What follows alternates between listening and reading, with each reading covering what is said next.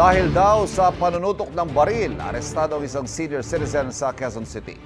Tumanggi siyang magbigay ng pahayag tungkol dyan pero aminado siyang may dala siyang baril para pang self-defense.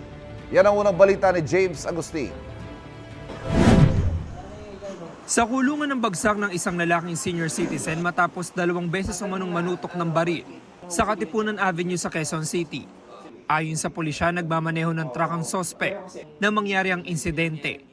Nung malapit na sa stoplight, itong tricycle nag-overtake na minamaneho ng unang complainant at doon na medyo nagalit yung suspect.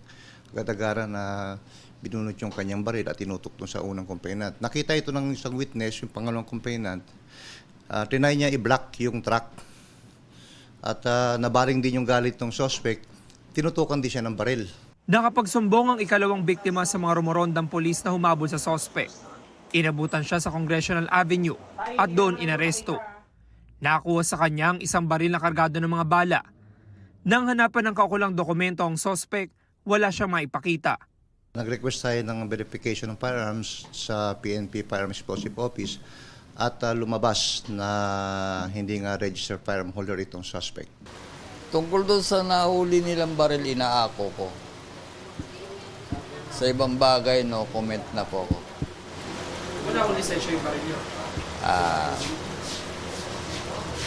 No comment na rin po. Pero ba't may baril po kayo?